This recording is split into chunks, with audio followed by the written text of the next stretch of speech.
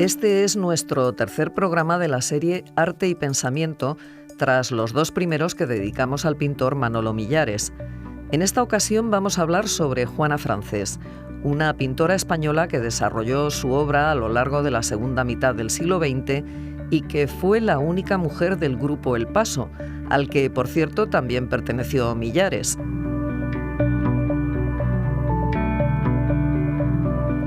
Aunque hoy en día su nombre no le suene a mucha gente, lo cierto es que sus obras fueron expuestas en la Bienal de Venecia, en el Museo Guggenheim de Nueva York o en la Tate Gallery de Londres, y se la considera una de las artistas españolas de vanguardia más importantes del siglo XX.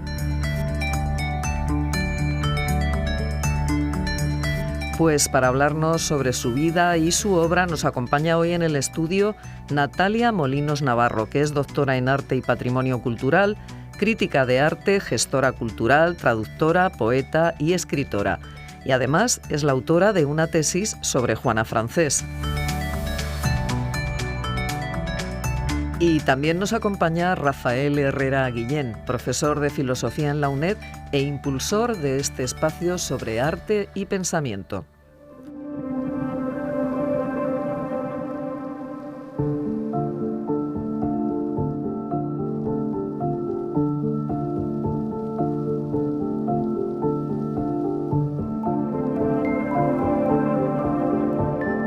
Vamos a hablar hoy con Natalia Molinos Navarro acerca de una pintora que a mí me parece fundamental, no solo a mí, sino a cualquiera que ame la pintura, y que por desgracia no ha tenido la repercusión que merece, pero por fortuna cada vez está siendo más reconocida y teniendo mayor presencia en la actualidad.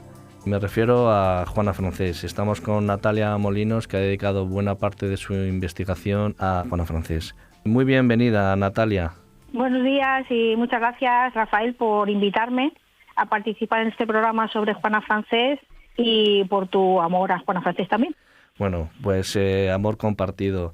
Bueno, en la primera pregunta que me gustaría hacerte, parece siempre sencilla, pero quizás no lo sea tanto. Natalia, ¿por qué Juana Francés? ¿Por qué has dedicado tanto tiempo a Juana Francés? Pues es sencillo porque fue un amor a primera vista, diría yo.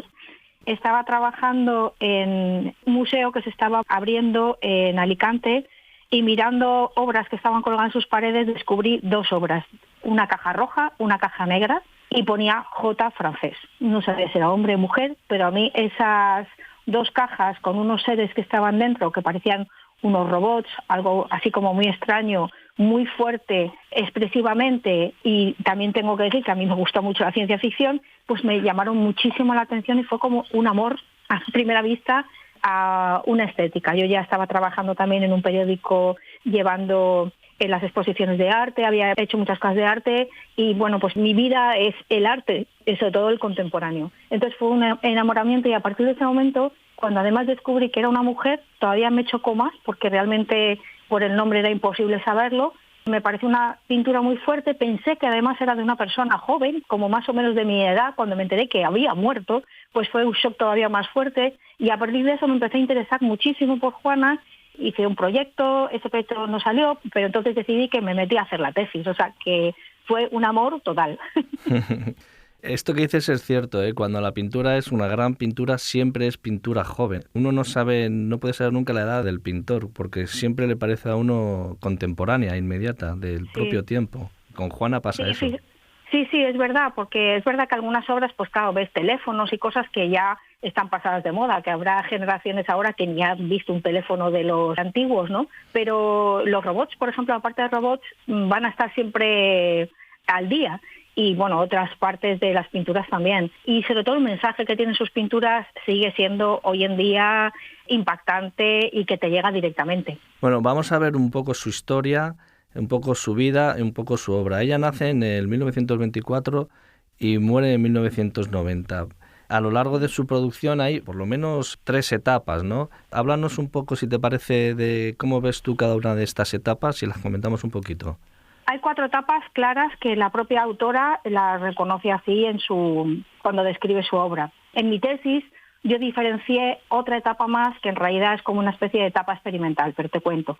La primera es una etapa de figuración, ¿vale? Que es cuando ya acaba Bellas Artes. Primero ella nace en Alicante, nace además en pleno casco antiguo de Alicante, en la plaza que ahora es del ayuntamiento. Nace allí, o sea, siempre ha estado muy vinculada a lugares emblemáticos de Alicante. Y el mismo año fue la primera alcaldesa de un pueblo en España, que fue también un pueblo de Alicante. Y muere, fíjate, el día después del Día de la Mujer, o sea que quedan marcadas con 2 fechas muy vinculadas a la mujer y al poderío femenino. Es increíble, ¿no?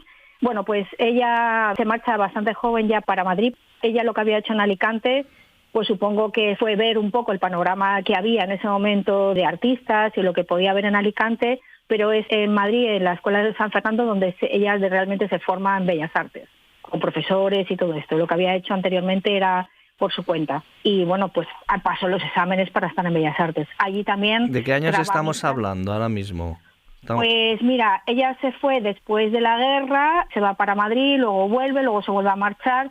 Creo que termina hacia el 50, 49-50 los estudios. Ahora te estoy diciendo de memoria, tendría que mirarlo así, pero más o menos, ¿no? Porque su primera etapa realmente como artista empieza en los años 50, ¿vale? Es del 50... Es la etapa figurativa, geométrica, está entre 1950 y 53-54, es esta etapa que es figurativa todavía, y es realmente una figuración que estaba muy en boga, un poco herencia de pues Picasso, de un profesor también suyo que había estado en las vanguardias, que es Vázquez Díaz, que estaba de profesor en Bellas Artes en Madrid, pero con muchísima textura, porque desde el principio Juana trabaja mucho la pastosidad y ya empieza a trabajar mucho, por ejemplo, rayando, que es algo bastante nuevo, ¿no? Tenía un clavo de herradura con el que rayaba las superficies y experimentaba mucho desde el primer momento. Y su primera época, además, es rápidamente reconocida.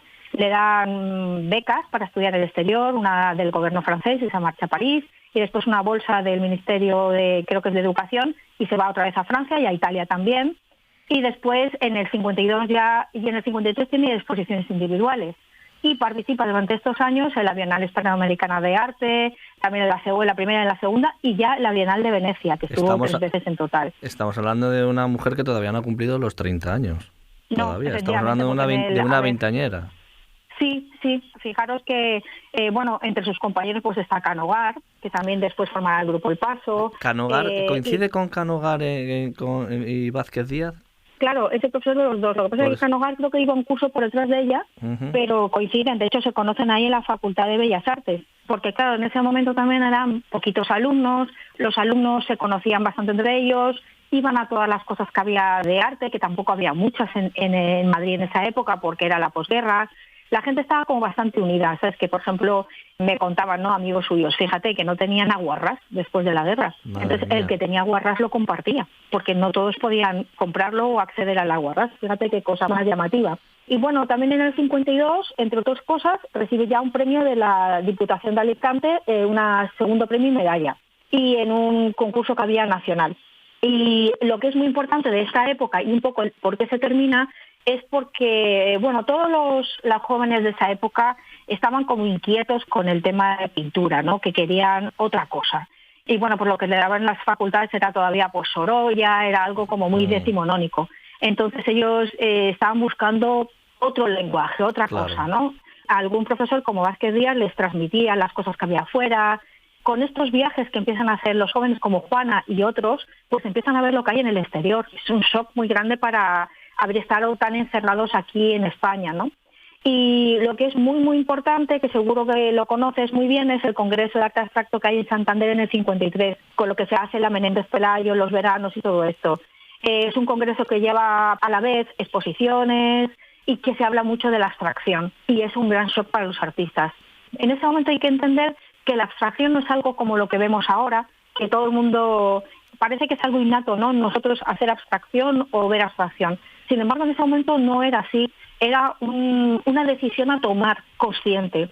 Y esto lo he visto en otros artistas también que tomaron esa decisión, que es como una decisión súper, ¿cómo te diría yo? Deciden que no quieren seguir con el lenguaje que tienen hasta ese momento, sí, es un salto y que quieren al vacío. hacer otra cosa. Y una vez que dan este salto, por así decir, mortal, estilístico y expresivo hacia la abstracción, ¿entraríamos ya plenamente en la etapa del informalismo en el 56 o ya en el 57 que le lleva el paso? No, ella empieza la etapa del informalismo como tal en el 56, pero sí que, por ejemplo, yo en la tesis, en la investigación de la tesis, me di cuenta que había un par de años curiosos porque tenía trabajando mucho sobre el legado, ¿no? Ella cuando muere deja su obra en 4 instituciones, el IBAM, el Reina Sofía, el Pablo Serrano de Zaragoza y el Museo de Arte Contemporáneo de Alicante. Entonces, esas obras eran las que ella había guardado hasta su muerte porque las apreciaba. Entonces me di cuenta que había una serie de obras que no estaban firmadas, que no habían aparecido en exposiciones, o bueno, puede ser que con el tiempo aparezca alguna foto donde esté alguna, pero aparentemente estas no se habían mostrado mucho, ¿no? Y además coincide con que ella misma, cuando describe sus etapas, hay 2 años de los que no habla. Entonces, para mí está claro que esos 2 años son 2 años que ella utilizó para encontrar un nuevo lenguaje, porque no es tan sencillo. De hecho, cuando uno mira las obras de esa época, pues ves que hay unos que tienden mucho a la geometría, otros que tienen todavía una figuración, pero una figuración ya más experimental, pero sobre todo trabaja mucho la textura. Entonces ahí ya encontramos el punto en común que va a tener siempre su obra. Y en el 56, pues exactamente es cuando empieza con el informalismo, con la abstracción, que además tiene como varios momentos esos años, ¿no? Tampoco son demasiados años, son del 56 al 63, pero hay una evolución, porque en Juana lo que sí que es verdad es que ella nunca para. Ella siempre va evolucionando y siempre tiene como una motivación por investigar, ya sea técnica o temas, ¿no? Y es muy gracioso porque el primer año tiene mucha carga matérica, como le gusta a ella, pero sin embargo no usa arenas. ¿En qué año dices que cuando...? En el 56. Estamos en el 56, antes del paso, sí. Sí, y entonces al poco tiempo empieza ya a explorar, en el mismo 56, que ya hay cuadros de esa época, empieza a explorar con incluir arenas dentro del cuadro. Era como en un principio un homenaje que quería hacer al mar y a Alicante. Prueba al principio con arena de la playa, pues muy finita y no le sirve, y entonces empieza a probar con arena del río y distintos grosores. Y también otra cosa muy interesante es que Juana es de las primeras artistas que empiezan a trabajar con acrílico, que en esa época no estaba industrializado. Ella empieza a trabajar el pigmento, que por ejemplo otros del Paso siguen usando toda su vida óleo, casi todos, te dirías. Ella lo empieza a utilizar mezclado con látex, experimenta, ¿no?, para ver cómo queda pegado. Entonces ahí también ella me parece muy moderna y como muy diferenciada del resto. Y la primera etapa de arenas, que es cuando ella entra en el Paso, es muy explosiva. Ella dice que ella lo que hace son autorretratos de sí misma. Pero claro, son autorretratos psíquicos, efectivamente no son físicos, ¿no? Sí. Y es cuando se produce ese momento de El Paso, que eran artistas pues que todos se conocían, todos tenían el mismo ambiente. De hecho, uno de los críticos del Paso, que están José Ayllón y Manuel Conde había sido compañero de ella en la Facultad de Bellas Artes y eran muy amigos. Claro. Entonces fue como un lazo entre todos los artistas del Paso. Luego también es verdad que en el 56 Juana conoce en una exposición individual que hacen en el Ateneo de Madrid, que en esa época era una sala de exposiciones donde prácticamente encumbraban a los artistas jóvenes que ahí aparecían, ¿no? Pablo Serrano, que había venido de Uruguay, ya como un escultor, porque se llevaban 17 años o 18 de diferencia, sí. Venía ya con un premio internacional y muy reconocido nacional e internacionalmente, la conocen en la exposición y quedan pues desde ese momento ya juntos para siempre, ¿no? Sí. Entonces, El Paso, que uno de sus impulsores fue Saura, también vieron una oportunidad en incluir, yo creo, a Pablo como una persona que ya tenía un prestigio y que les iba a dar un mayor, ¿qué te diría yo?, envergadura, ¿no?, como grupo. Entonces sí. Invitan a Pablo y creo que invitan a Juana un poco como obligados, porque en un principio no estaban tan convencidos de meter a Juana. O sea, ya tenían pintores que podían cubrir la parte de Juana, pero yo creo que Juana es muy potente y vamos, se merecía de sobra estar. Sí, el caso es que dura poco. No hay testimonios muy claros al respecto de cómo se configura y cómo se eligen los miembros del Paso, ¿no? Hablé con Arcadio Blasco, que era muy amigo de Juana desde Alicante, y siguió todo el proceso del tema del Paso allí en Madrid, porque él estaba trabajando para José Luis Rodríguez del Amo, el que hizo todos los pueblos de la posguerra, y bueno, él te cuenta muchas cosas, ¿no? Y entonces un poco se portaron mal con Juana, la verdad. ¿Quién? Pues el resto del grupo del Paso. Entonces hay un momento, hay como a los meses de empezar con el Paso, que en un primer momento era mucho más abierto de lo que pasó después. Hay como una crisis y quieren echar a Juana y a Antonio Suárez, que es el pintor que era de Asturias, y entonces en apoyo Pablo Serrano y Manuel Rivera se van del Paso, luego Rivera y Suárez vuelven a entrar y Juana y Pablo ya no vuelven a entrar.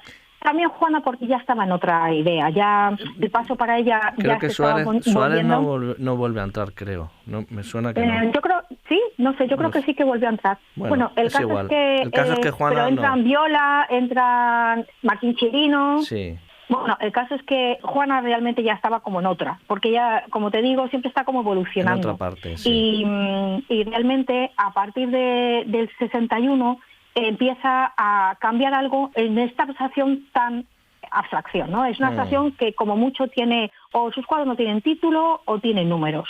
Es realmente una abstracción completa. Sin embargo, de repente empiezan a ver como unas referencias figurativas. Dentro de los cuadros, además de arenas, empieza a haber fragmentos de material constructivo, de ladrillos que se encuentran por el campo. Estamos ya en los 60. Sí, ¿no? En el 61, 62. Y sobre todo se va convirtiendo más el cuadro en un assemblage, más que en una combinación de arenas y pigmento, ¿no? Y además empiezan los cuadros a tener títulos, referencias sobre todo a paisajes, ¿no? A lugares de Alicante, a lugares de otros sitios. Entonces ya hay como una referencia que te hace figurativa, que ya no es una abstracción tan fuerte como había sido anteriormente. Y durante todas estas épocas, en la época del Paso y todo esto, hay un montón de exposiciones internacionales. Vuelvo a estar en la exposición en la Bienal de Venecia, se marchan a Londres, se van al Guggenheim también. Bueno, es un momento muy fuerte para todos estos artistas que bajo el paraguas del franquismo y de una dictadura pues están haciendo un arte actual y además de mucha calidad como podían haber estado en otro país, ¿no? Entonces todos los países les requieren, ¿no?, para que muestren lo que están haciendo. Entonces es un gran momento para toda esta generación de artistas. Y en la segunda etapa, donde empieza a tener estos paisajes ya, o títulos, abstracciones con títulos de paisaje, también vuelve a participar en la Bienal de Venecia, se marcha también a una exposición colectiva que está en Tokio, en San Francisco y en Madrid, incluso hace alguna exposición individual como una que hizo en Venecia.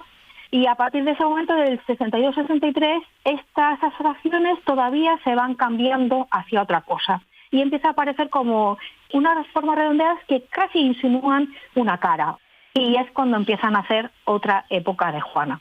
Esa es la nueva figuración, es toda esta época donde empieza la etapa del hombre y la ciudad y todo esto. Exacto, todavía no ha llegado ahí.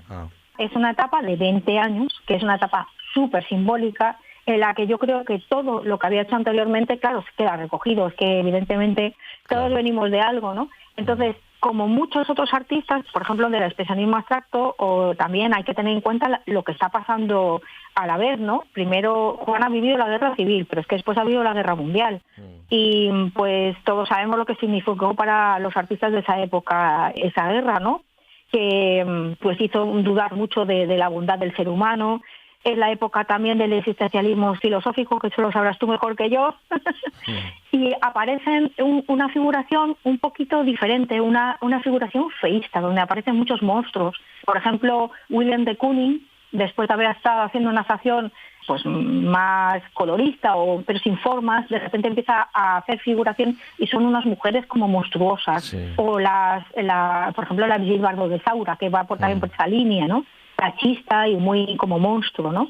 Y en el caso de Juana nos encontramos, bueno, Millares es otro también que trabaja esta idea del hombre un poco como negativa, ¿no?, pesimista. Y Juana, ¿qué hace? Pues vuelve a una figuración que, claro, ya no es la que ella había trabajado en la primera época. Es una figuración en la que se habla del ser humano enfrentado a la modernidad de las ciudades, al aislamiento que provocan las ciudades. Ella dice que es un ser que es impasible, ¿no?, con todo lo terrible que eso puede ser, ¿no?, que pasan cosas y no participa, ¿no?, simplemente está ahí. Y entonces estos seres tienen toda esta pintura matérica que ya había tenido anteriormente, las arenas, la gran carga matérica de la pintura y además introduce cosas, ¿no? También hay pues ladrillitos, cositas como en las anteriores, pero además poco a poco va introduciendo materiales industriales, como por ejemplo partes de relojes o partes de transistores para hacer como los ojos o la boca, etcétera, ¿no? Y además los va metiendo como en cajas, ¿no? Que están encajonados. Bueno, a mí me gusta toda su obra, incluso la primera, pero quizás para la gente más joven, no sé qué opinas tú, esta etapa quizás sea la que mejor le puede llegar porque habla de algo tan contemporáneo como el exceso de medios, entre otras cosas, claro, pero a mí me parece que esta parte de su obra viene a advertir desde el punto de vista estético que el exceso de comunicación, el exceso de medios de comunicación, al contrario de lo que parece, que es que nos comunica unos con otros, nos va aislando. Y de esto Juana lo percibe muy pronto y lo representa muy bien. Y yo creo que esto, un joven que se enfrentara a la obra o disfrutara de la obra de Juana, de esta parte del hombre de la ciudad, las torres participación y todo esto, yo creo que lo entendería casi de una manera intuitiva e inmediata. Y esto hace de Juana a alguien muy contemporáneo nuestro, ¿no? Sí, yo ya te digo que justamente lo primero que vi de Juana fueron 2 cajas y exactamente esa sensación me dio a mí. Y es lo que dices tú, es que no hace falta entender mucho, mientras que a lo mejor es verdad que las abstracciones puras pues es una cosa que o te emociona o no te emociona. Entonces es distinto y la figuración pasa lo mismo, ¿no? Que, bueno, te puedes sentir más relacionado o menos. Es verdad que la primera etapa se ha dejado mucho de lado, sin embargo, a mí me gusta también mucho porque creo que tiene mucho más escondido de lo que aparenta así a primera vista, pero esta parte a mí me encanta, o sea, realmente esta parte para mí es muy especial, creo que habla de, por lo que dices tú, de un montón de cosas, de la deshumanización, ¿no? De que nos hemos ido convirtiendo, de también, fíjate, ahora mismo con todas las cosas modernas que hay, ¿no? Como que nos podemos poner hasta brazos biónicos, yo qué sé, pues ella habla de todo eso realmente, en que nos estamos convirtiendo en cosas, ¿no? Y nos estamos convirtiendo en máquinas. Y por eso también pues a veces pone números en los personajes que aparecen ahí retratados, ¿no? Es muy interesante. Y también, por ejemplo, cuando usa relojes, que además ella va con sus sobrinos al rastro de Madrid y compraba piezas antiguas de relojes, de gafitas de estas antiguas y todo esto, cuando usaba relojes lo hacía con esa idea de que nos tienen controlados, ¿no? Que nos controlan hasta el tiempo, que estamos totalmente, como se dice, aprisionados por lo que nos dicen, por lo que nos mandan a hacer, por el tiempo que tenemos para hacer las cosas, y creo que todo eso sigue vigente hoy en día. Y creo que vigente hoy en día y en el futuro. Sí, porque al final creo que las obras que son interesantes son las que hablan de cosas que están siempre ahí y ella habla de eso. Entonces, para mí, desde luego, es una etapa maravillosa en la que también se puede ver cierta evolución, ¿no? Por ejemplo, en los monstruitos que hace, ¿no? Pues al principio no tiene patitas, luego tiene unas patitas, luego tiene unas ruedecitas, ¿sabes? Después las cajas que las construye ella misma. Ella manda que le hagan las dimensiones de las cosas y luego las ensambla ella. También tiene algunas que tienen movimiento o tienen luz, algunas de metacrilato que son como muy de ciencia ficción, que creo que se vendieron todas, porque prácticamente no puedes ver, las ves en colecciones particulares y alguna queda en algún museo, ¿no? Y luego las instalaciones, porque realmente son instalaciones de la última etapa, la exposición que tuvo en lo que ahora es la Biblioteca Nacional nada más, pero que antes estaban ahí las salas de exposición del Ministerio de Educación, pues ahí hace una gran exposición en la que se pueden ver en las fotos todas estas torres participación puestas y es como una ciudad. Es algo muy escenográfico, muy teatral y realmente en esa época no se entendía como una instalación, pues que lo que ella hizo fue una instalación y comunica perfectamente, ¿no? Ella dice que sí, que dentro de estas torres, por ejemplo, las cajas, que cuando son negras pues tienen todo ese concepto así un poco negativo y pesimista, pero sin embargo cuando tienen color juega un poco con ellas y les pone un poco de sentido del humor. Pero realmente bueno, hay ironía, a mí me parece una etapa excelente. Hay ironía, pero ninguna broma. Exacto. Sí. Es verdad, tiene muchísima ironía. Y de hecho, cuando estaba haciendo la tesis encontré una carpeta de dibujos que eran como bocetos, ¿no? Y me di cuenta que yo creo que muchos de esos bocetillos eran como caricaturas de hombres con poder, que después pasan a ser estos seres tan extraños, ¿no? Y me pareció muy curioso, muy curioso. No sé si se habrá hecho algún estudio, alguna comparación o incluso en cartas o entre Juana y su marido, porque todo este mundo de las torres participación y estructura quizás se podría ver también todo aquello que hace Pablo Serrano de Unidades Yunta, del hombre caído con puerta.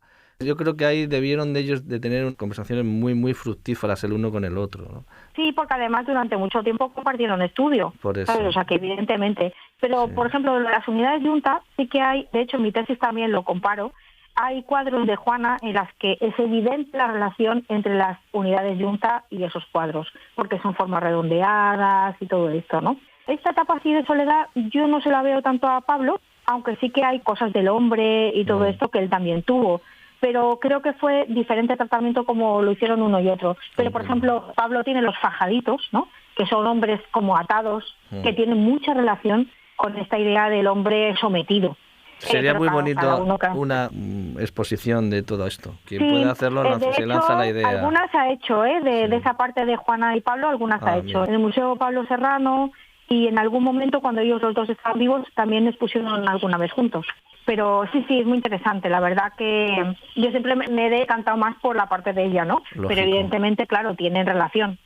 Bueno, pues yo no quiero despedirme de ti, Natalia, sin recordar uno de los cuadros de la primera etapa, porque me parece casi pues adivinatoria del futuro, incluso muy, muy, muy contemporánea por el mundo que vivimos y las luchas también de las mujeres. Aquel cuadro de Juana de la primera época, en la que aparece una mujer con la boca tapada. Sí, se llama Silencio. Es de Silencio. Me gusta mucho ese cuadro porque uno no sabe si se está tapando ella la boca o le están tapando la boca, porque no sabemos de dónde procede el brazo. Y me parece que esa obra, que es una pequeña joya, bueno, no una pequeña joya, es una gran joya, creo que es todo un icono para la mujer y bueno, para los hombres del presente. ¿Cómo lo ves tú? Bueno, antes que nada, decirte que hay otra etapa más, que es la final, que es la cuarta etapa. Pero mira, nos íbamos a ir sin hablar de ella. Pues es una vuelta a la abstracción que tiene como dos partes, ¿no? Una parte en la que trabaja el soporte de papel, que también fue una avanzada en eso, porque es una cosa que ahora se hace y en esa época sí se trabajaba en papel, pero no como lo hizo ella, haciendo muchos lavados, haciendo una investigación muy interesante óptica, ¿vale? Muy, muy interesante. Y luego, después de fallecer Pablo, que muere en el 85, hay una vuelta de ella al gran formato en lienzo y otra vez al tema de las arenas, pero como desde un punto de vista mucho más cósmico. Mientras que los papeles son sobre todo fondos submarinos, aunque también hay cometas y cosas así, en la parte ya de pintura, pues hay como una mirada a la astronomía muy interesante también y muy lírica, ¿no? Y lo que tú me decías del cuadro este Silencio, pues fíjate qué curioso que también cuando estaba haciendo toda la documentación de la tesis, encontré un bocetito que es prácticamente el cuadro, pero es un hombre, no es una mujer. Fíjate qué curioso. Y finalmente, al final, decide que sea una mujer. Pero cuando te decía yo lo de la primera etapa, que me parece que tiene mucho más que decir que lo que aparenta, muchas de su primera etapa son familias. Todas las familias siempre son muy misteriosas, por no decir extrañas, y todas tienen como un halo de silencio, un halo de un secreto que esconden, una tristeza. Yo creo que está muy relacionado con ciertas cosas que pasaron en su familia. Entonces creo que ese cuadro Silencio se refiere, en el caso de las mujeres, mucho peor, ¿vale? Te lo resumo, más o menos su hermana mayor quedó embarazada, el novio no quiso hacerse cargo del niño y los abuelos hacen pasar que el niño es suyo. Entonces eso ya supone un secreto familiar que era bastante típico en esa época, ¿no? Pero también supone unos problemas y unos traumas en una familia. Entonces yo creo que muchas de sus familias reflejan eso. Es mi pensamiento, ¿sabes? Ojalá tuviera yo a Juan aquí para que me lo contara. Pero yo creo que reflejan mucho su propia experiencia familiar, ¿no? Y también de lo que les ocurre a las mujeres. Si se dejan llevar por sus instintos casi, ¿no? Te diría, porque al hombre no le pasa nada, pero fíjate en las mujeres, ¿no? Entonces creo que tiene mucho que ver con su propia experiencia personal, es muy interesante y evidentemente sí que retrata la situación de la mujer en un momento dado, que podríamos decir que hasta ahora en día tampoco se ha mejorado tanto, ¿no? Se ha mejorado, pero hay muchas cosas todavía a mejorar. Quiero pensar y ser optimista y que sí. Sí, hombre, creo que se ha mejorado mucho, pero hay muchas cosas todavía que hay que alcanzar, ¿no? Por supuesto. Y desde luego ya lo representan muy bien. Sí que te diré que desde esa parte del feminismo, ella no fue una luchadora de feminismo con bandera, le tocó lidiar desde la facultad en un momento dado con el típico comentario machista de hacen una exposición varias de las compañeras y las llaman el grupo del ovario. Claro, sí. Juana se pilló un disgusto que no te puedo imaginar. Pero yo creo que su punto de decisión es, pues voy a demostrar que soy buena independientemente de mi sexo, ¿no? Para bien y para mal, claro. Y entonces toda su vida lo que luchó fue por quitarse el San Benito de la mujer del paso o la tal, sino la artista, o sea, es el artista sin género, o sea, que su obra respondiera por ella. Y bueno, pues la verdad es que tú ya lo ves, que calidad tiene de sobra para figurar entre los más grandes. Está entre los más grandes, por supuesto que sí. Aquí estamos entonces hablando de J. Francés, Juana Francés. Bueno, pues Natalia, muchísimas gracias por traernos a Juana Francés para todos los oyentes. Tienes mucha labor por delante y nada, una vez más, muchísimas gracias y un saludo muy cordial. Pues muchísimas gracias a ti y a todo el equipo por apoyar a que la figura de Juana sea difundida y conocida, y pues me alegro un montón de que se despierte el interés por ella, porque cuando yo empecé hace más de 20 años, porque la tesis la leí en el 2010 y yo ya llevaba 7 años trabajando en la tesis. Así que en este tiempo sí que he visto que se ha despertado bastante interés, todavía hace falta más, pero vamos, se han dado pasos enormes para que la figura de Juana sea mundialmente conocida. Por supuesto que sí. Pues hasta la próxima, Natalia. Hasta la próxima ocasión y muchísimas gracias. Un abrazo.